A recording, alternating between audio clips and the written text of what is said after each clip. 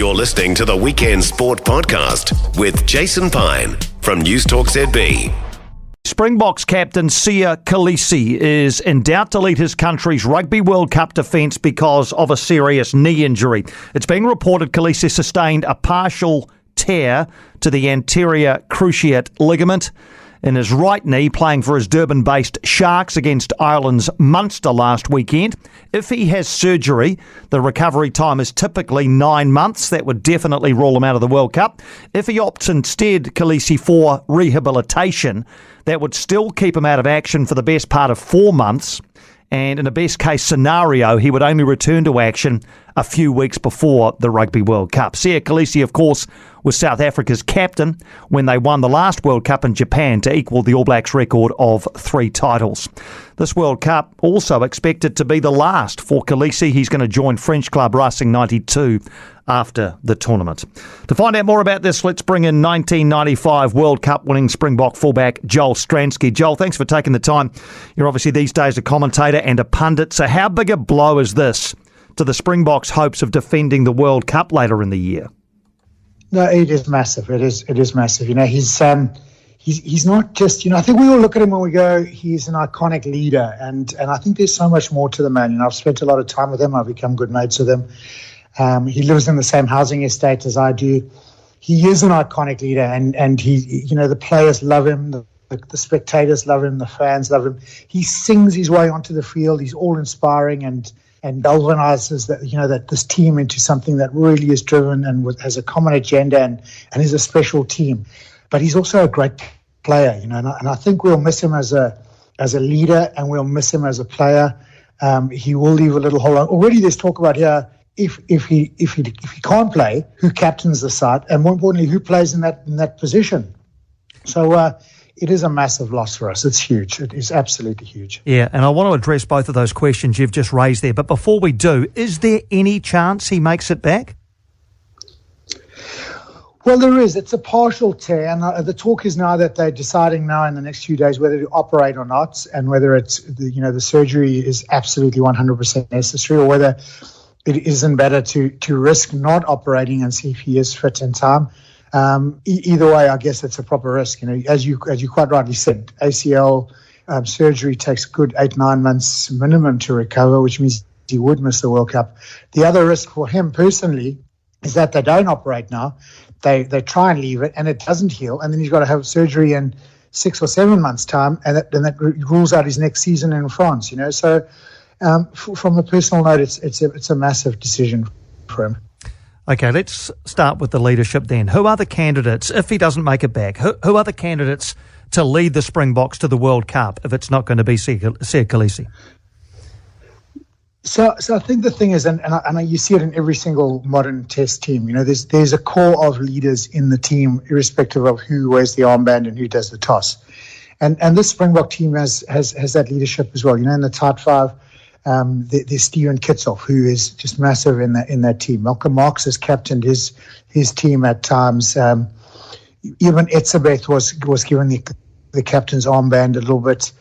So you can go through the team. Lucanio is undoubtedly a strong candidate. But what's most important there is that in not necessarily just in the spine, but that the team does have a number of strong leaders who lead certain elements of the game, whether it's the defensive line, whether it's the scrum or the line out, or the kick chase, or the attack play. There's a core of leaders that govern on the field and at times off the field, who make those calls and assist the captain. So I think the actual, when you talk about captaincy, just, saying and doing the right things and being the media focus and everything and telling a great story, there's one or two guys who can do that. But the core of leaders will remain the same. Siya will undoubtedly be missed enormously.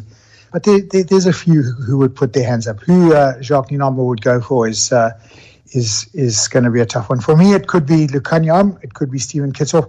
The way Ivan Etzebeth has played in the last little while, with such a much more mature approach, much more disciplined, he too might be a man who could put his hand up.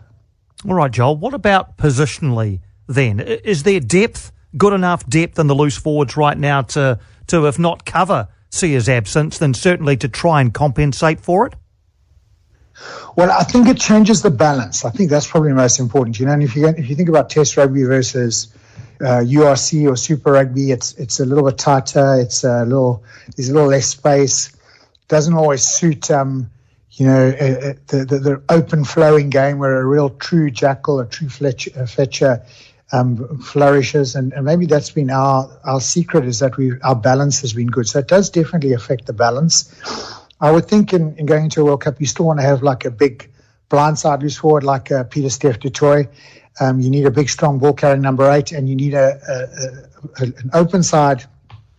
No, you guys, it's the 7 for us. It's the 6. An open side who fetches and carries and is a little more versatile. And Siya was that guy. Incredible work rate, and there are a couple of those around.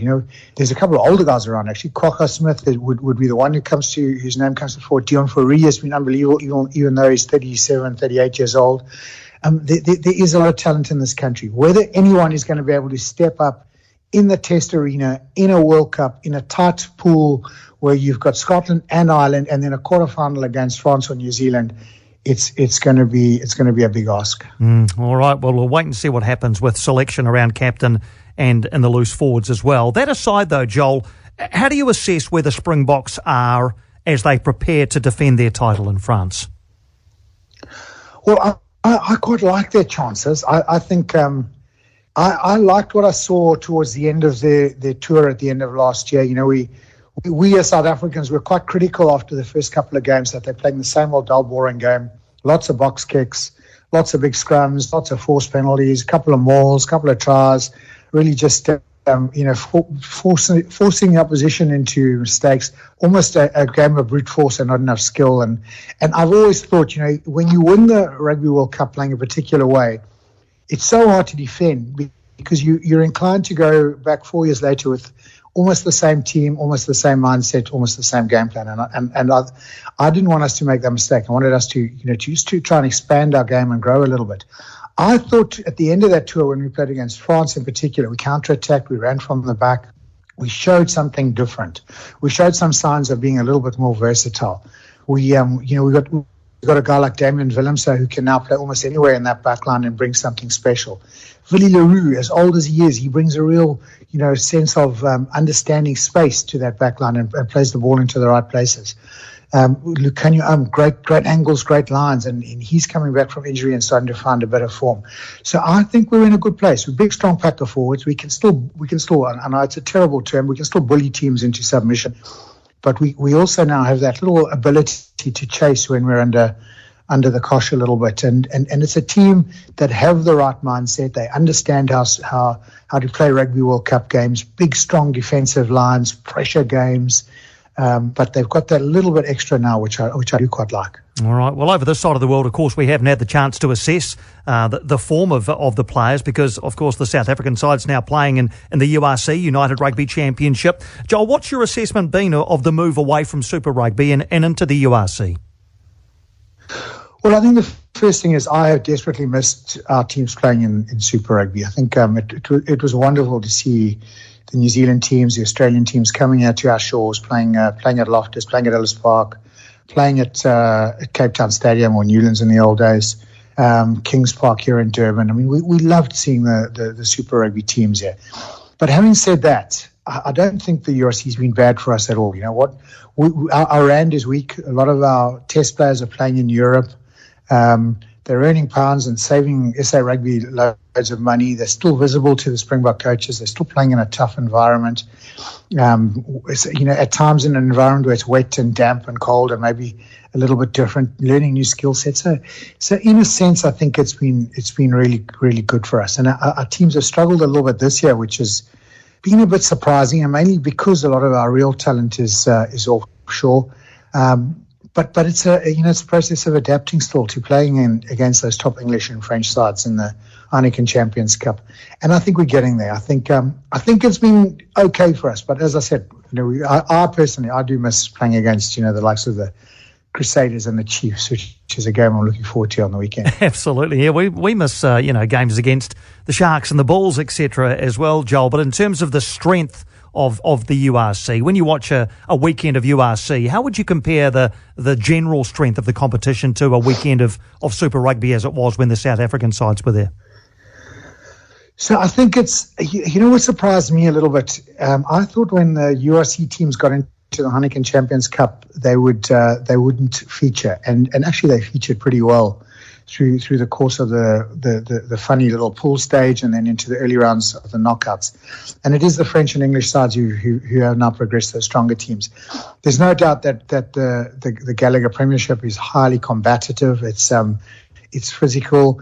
In the cold winter months, it's really brutal. In the autumn and the spring, it's a little more flowing. There's a big skill level, and the French league is probably the same. Tough, brutal mindset. So I think from that hard, uncompromising type of view, it has been fantastic to watch and hard to watch. It's definitely a different brand of rugby. It's not the free flowing, the open, the real skill set game that we see at Super Rugby. The attractive, pretty game, as some might say. Yeah. But there is something to it that makes it really tough and brings out the best and the hardest part of all players in that structure.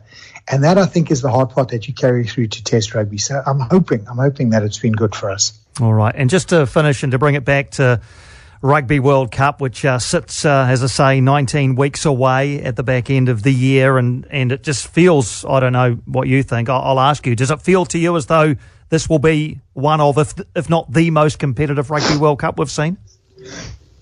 It definitely feels that way. And, I saw a news release yesterday. Actually, I was doing a bit of research yesterday. There was a news release about not having this mess where the top four teams end up playing two quarterfinals against each other in the future, that won't happen again. And I think that's maybe the one element that makes it the most competitive World Cup we've ever had, because two of the top sides are going to go out in the quarterfinals. Makes no sense at all. And then you look at some of the pools. You've got Scotland, Ireland, South Africa in one pool. It is going to be tough. There's a little easier passage on the other side of the draw for Australia or for England, which as you know at World Cups, if it's attritional and there's a couple of injuries, the more games you play, the harder it becomes. If you only have to really get up for one or two games, it is a little bit easier, particularly if you play against a team that's maybe had 3 or 4 tough games and suffered a couple of key injuries. So you're right. I think there's probably 6 or 7 teams realistically who have a really good chance. But then again, I still come back to it that I think there's only really 2 or 3 teams that really can win it. I hope one of them's yours and one of them's ours. Is that what you're thinking? Yes. Yes. Oh, good. Yours, ours, and the French. I think it's out of those 3. I think whoever comes through those quarterfinals will more than likely meet again in the final and win it. That's my thought process. I think Ireland. So the one thing I do love about Ireland, they have a completely different mindset at the moment, don't they? They just say, we'll keep the ball and wear you down. We don't mind going 25 phases and going backwards a little bit, but we'll wear you down. And I think that's all good and well. But in a Rugby World Cup game, when everything's at stake and the pressure's really mounting, I don't think it's that easy to wear down New Zealand or wear down the Springboks. I think it's quite hard to do that. And then you make one mistake and you get punished. So I think Ireland will be really tough and a massive threat. But I just can't see them managing to win it against the likes of New Zealand, the Springboks, or the French. Gee, it's always such a pleasure to catch up with you, Joel. Thanks for being so generous with your time. We'll keep our fingers crossed and our prayers with Siya Kolisi, and let's hope a miracle occurs. But thanks so much for joining us across New Zealand and giving us your thoughts. It's only a pleasure. It's always a pleasure. And you're so right. Let's send our thoughts and prayers to Siya. He's such an iconic man in this country, in the world of rugby, and the World Cup wouldn't be the same if he's not there. Absolutely right. Thank you, Joel. Really appreciate it. Joel Stransky there, World Cup winner with the Springboks in 1995, with some thoughts on Siya Kolisi and also the wider South African rugby landscape at the moment. Gee, it's going to be a fascinating year, isn't it? For more from Weekend Sport with Jason Pine, listen live to News Talk ZB weekends from midday or follow the podcast on iHeartRadio. Hello, I'm Liam Dan, Business Editor at Large for the New Zealand Herald. and I'm back with another season of my podcast, Money Talks. In this series, we're not going to tell you how to get rich. We're not going to try and pick the next interest rate move. Instead, I'll be talking to some interesting New Zealanders about how money has shaped their lives and what they've learned about it through the years. Join us every Saturday for a new chat with an exciting range of guests from the world of business, politics and entertainment. You can find Money Talks with me, Liam Dan, wherever you get your podcasts.